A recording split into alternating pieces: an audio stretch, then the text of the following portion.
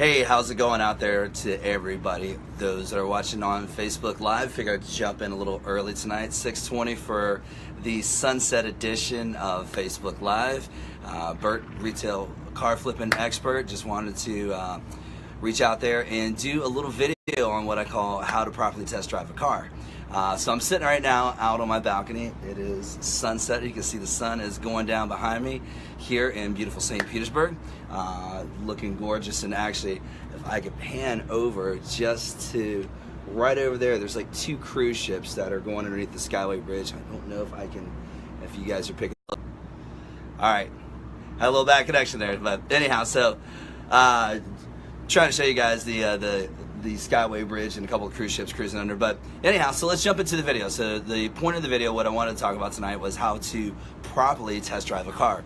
So a lot of people out there, you don't buy a car that often, and you buy a car once, basically every 3.5 years. So when you buy a car, a lot of times you'll go to a dealership and the salesperson will have you go on a little planned path that they have.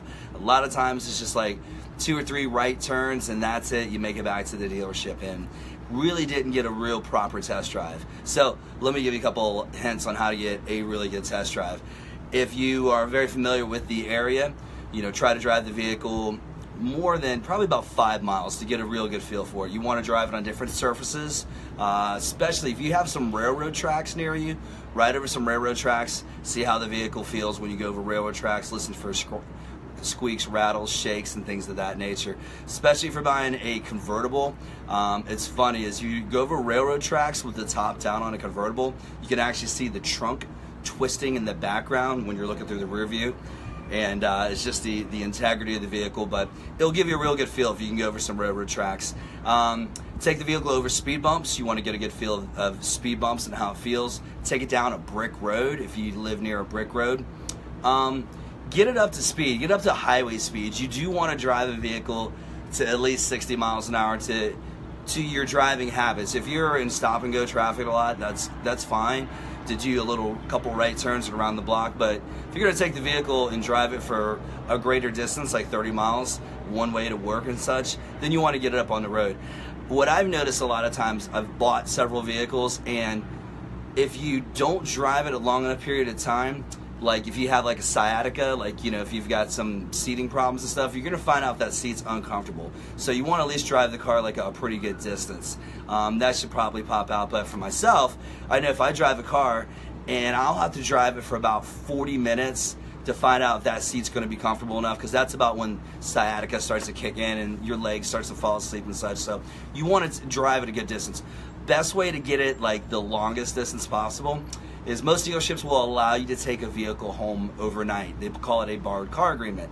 So, in slang, what we would use in a car business, slang terminology, we call it dehorsing a customer. Just kind of putting you in the vehicle. They'll put a plate on the vehicle, a dealership plate.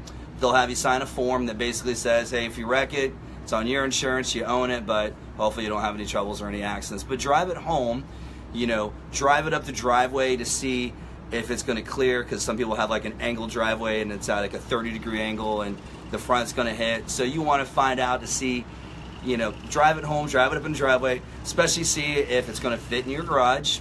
Drive it, park it in the garage. If you got kids, you want to see how the ease of getting the kids in and out.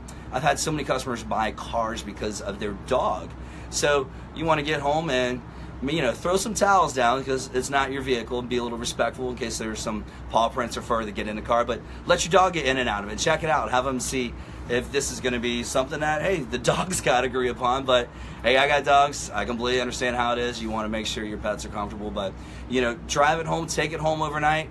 If you're using it for other purposes, delivering things, there's our official sunset going down. Finally, you could actually just count the thing down. It's so gorgeous. I love watching these sunsets right off the balcony here. But anyhow, so when you drive it home, and if you're using a vehicle for like deliveries or something like that, I got a lot of people that do Amazon deliveries to the building I live in, and I see so many different cars pulling in here, different vehicles.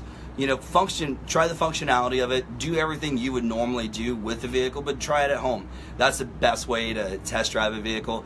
As I said, most dealerships are going to want to have a salesperson. They have a little planned route. A lot of them is just like right turn, right turn, right turn. You drove the car for maybe 1.5 miles, 2 miles if you're lucky. If you can go with the salesperson and say, hey, look, I want to take it up on the interstate. I want to take it down a bumpy road. I want to take it over some railroad tracks. I really want to get a feel for the car. And that's really, you're going to feel like, man, okay, this car, it handles well. It does what I want it to do. Back it up too. Find a big parking lot and back the thing up. Make sure that it's easy to back up when you're on the interstate. I used to hate driving a Toyota FJ Cruiser because it had like the worst blind spots ever, and this was before blind spot cameras came out and things of that nature, but it had the worst blind spots. So you want to make sure that in any driving situation, driving at home overnight is my best recommendation, and you can do that. But if you're not comfortable driving a vehicle home overnight, then at least drive it for 7 to 10 miles.